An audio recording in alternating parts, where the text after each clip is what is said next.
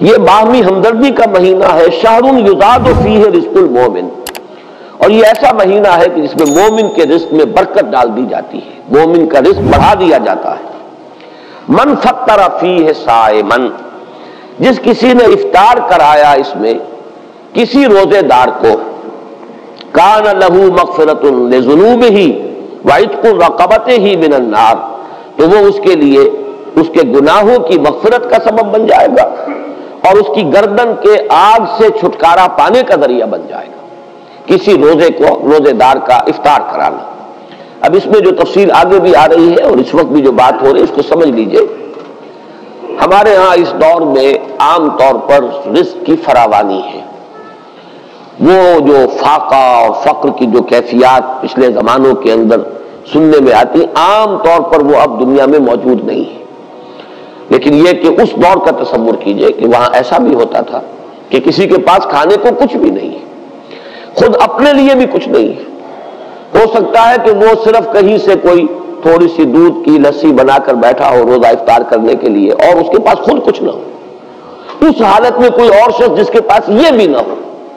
اگر اس کے پاس آتا ہے تو وہ اپنے اس تھوڑی سی لسی میں سے اگر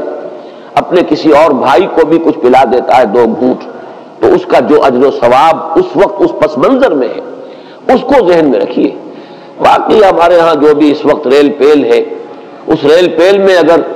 آپ یعنی روزہ افطار کرنے کی محفلیں روزانہ بھی منعقد کر لیں اور افطاریاں کرائیں اور بہت اعلیٰ افطاریاں کرائیں تو اس کو اس حساب میں شمار نہ کیجیے۔ بہرحال وہ اپنی جگہ پر ہے، اس کو انسان احباب کے ساتھ محبت کے اضافے ہی کے لیے کرتا ہے اور وہ محبت خالص اللہ کے لیے، اللہ کے دین کے لیے، اس کا اپنی جگہ پر اجر و ثواب ہوگا۔ لیکن یہ جو اجر و ثواب یہاں بیان ہو رہا ہے اور جس درجے کا اجر و ثواب بیان ہو رہا ہے اس کے لیے اس قسم کے پس منظر کو سامنے رکھنا ضروری ہے، ورنہ یہ بہت مبالغہ سا معلوم ہوتا ہے کہ اتنی سی بات کے اوپر اتنا بڑا اجر و ثواب، لیکن اس کو اگر اپنے اوپر انسان طاری کرے، جیسا کہ آتا ہے بہت سے صحابہ کے بارے میں، انہیں تو فاقے ہوتے تھے اور کئی وقت کے فاقے، اصحاب صفہ خاص طور پر، کہیں سے کچھ آ گیا ہے تو کھا لیا ہے، نہیں آیا ہے تو کئی وقت کے فاقے ہو رہے ہیں۔ حضرت ابو ہریرہ فرماتے ہیں رضی اللہ تعالی عنہ، کیونکہ وہ بھی اصحاب صفہ میں شامل تھے،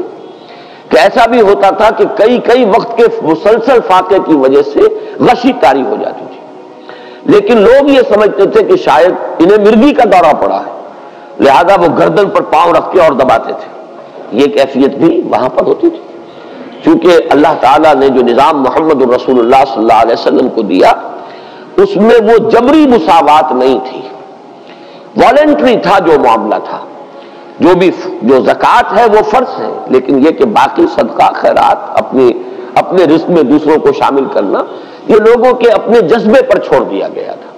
لہذا وہاں انصار کے ہاں عام طور پر یہ نہیں تھا کہ اسی قسم کے حالات پورے مدینے میں تھے۔ وہ واقعہ بھی آتا ہے کہ خود حضور صلی اللہ علیہ وسلم کو کئی وقت کا فاقہ تھا، لیکن ظاہر بات ہے کہ حضور کسی کے سامنے دست سوال دراز کرنے والے تو نہیں تھے۔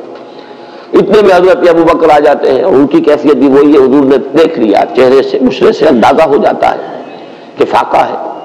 حضرت عمر آئے، ان کا حال بھی یہی، تو حضور پھر ان دونوں کی وجہ سے اٹھے، ان کو لے کر ایک انصاری کے باغ میں پہنچے۔ اب ان انصاری صحابی کی عید ہو گئی کہ حضور تشریف لائے، وہ دوڑے فوراً باغ میں سے کچھ انگوروں کے خوشے کچھ اور چیزیں لا کے فوراً رکھی اور پھر چھری ہاتھ میں لے کر دوڑے لپکے کہ کسی جانور کو ذبح کرے اور پھر یہ کہ ضیافت کا اہتمام کرے۔ تو حضور نے فرمایا دیکھنا کہ کسی دودھ دینے والے جانور کو ذبح نہ کرنا، کوئی اور نہ ہو اور بکری ہو اور وہ دودھ دیتی ہو اور بچوں کے لیے وہ ایک ذریعہ بنتا ہو اور تم اس کو ذبح کر دو۔ بہرحال اس کے بعد انہوں نے، جیسا کہ آپ کو معلوم ہے کہ وہاں گوشت اس طرح تیار نہیں ہوتا تھا، وہ تو بس یہ کہ اس کو گوشت کو تیار کیا اور سیکا آگ کے اوپر اور گوشت تیار ہے کھانے کے لیے، تو وہ حضور نے بھی تناول فرمایا، حضرت ابو بکر نے، حضرت عمر نے، اور پھر حضور نے فرمایا روٹی کا تھوڑا سا ٹکڑا لے کر اس پر چند بوٹیاں رکھ کر کہ یہ عائشہ کو بھی دے آؤ، اسے بھی کئی وقت کا فاقہ ہے رضی اللہ تعالیٰ۔ ان حالات کو دیکھیے کہ اس میں یہ کیفیت ہے کہ ایک آدمی جبر کر رہا ہے، اس نے فرض کیجئے کہ سحری کے وقت بھی اسے کچھ نہیں ملا ہے، روزہ ایسے ہی رکھ لیا ہے، اب روزے کے افطار کے وقت اسے کوئی شے جو ہے میسر آ گئی ہے، اس کو لے کر وہ بیٹھا ہے کہ دیکھتا ہے کہ کوئی اور ساتھی، کوئی اور دوست، کوئی اور مسلمان بھائی ایسا بھی ہے جس کو یہ بھی میسر نہیں،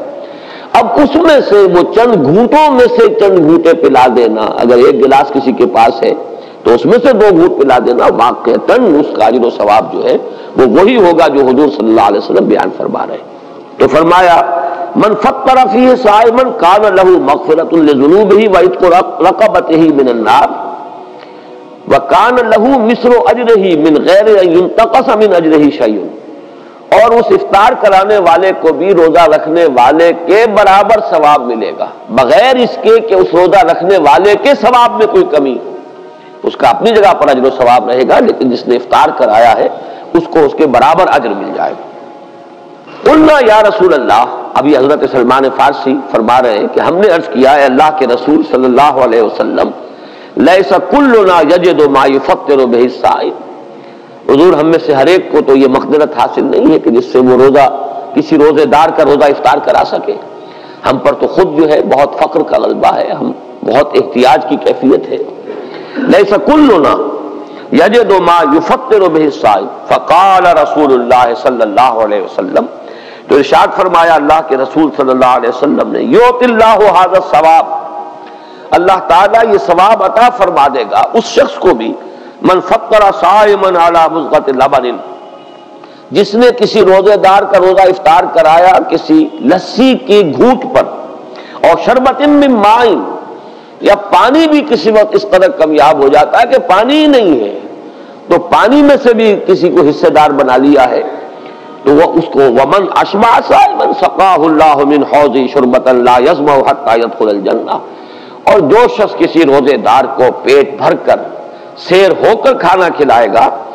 اس کو تو اللہ تعالیٰ میرے حوض سے، حوض کوثر سے پلائے گا، سیراب کرے گا، اور اس طرح سیراب کر دے گا کہ پھر جب تک وہ جنت میں داخل نہیں ہو جائے گا اسے پیاس کا احساس نہیں ہوگا، یعنی اس درجے سیری کا احساس ہو جائے گا کہ اللہ تعالیٰ جب تک کہ وہ جتنے مراحل ہیں یوم حشر کے اور اس کے مختلف مراحل اور مدارج، وہ آپ کو معلوم ہے یوم یجعل الولدان شیبا السماء منفطر به کان وعده مفعولا، وہ دن کے جس کے شدائد ایسے ہیں کہ بچوں کو بوڑھا کر دینے والا دن ہے، تو اس دن پھر پیاس نہیں لگے گی اس شخص کو جس کو اللہ تعالیٰ میرے حوض سے پلائے گا۔ تو فرمایا کہ جو کسی صائم کو پیٹ بھر کر کھانا کھلائے گا روزے دار کو، سقاہ اللہ من حوض شربۃ لا یظمأ حتی یدخل الجنہ وہو شہر اولہ رحمہ، یہ جو مہینہ مبارک ہے اس کے 3 عشرے ہیں۔ پہلے عشرے کے بارے میں فرمایا وہ اللہ تعالیٰ کی رحمت کا مظہر ہے، وَأَوْسَطُهُ مَغْفِرَةٌ، اور اس کا درمیانی عشرہ جو ہے وہ گویا کہ اللہ تعالیٰ کی طرف سے مغفرت کا پروانہ لے کر آتا ہے، وَآخِرُهُ عِتْقٌ مِّنَ النَّارِ، اور اس کا آخری عشرہ وہ تو گویا کہ آگ سے مستقل چھٹکارا پا جانے کا پروانہ ہے۔ وَمَنْ خَفَّفَ عَن مَمْلُوكِهِ فِيهِ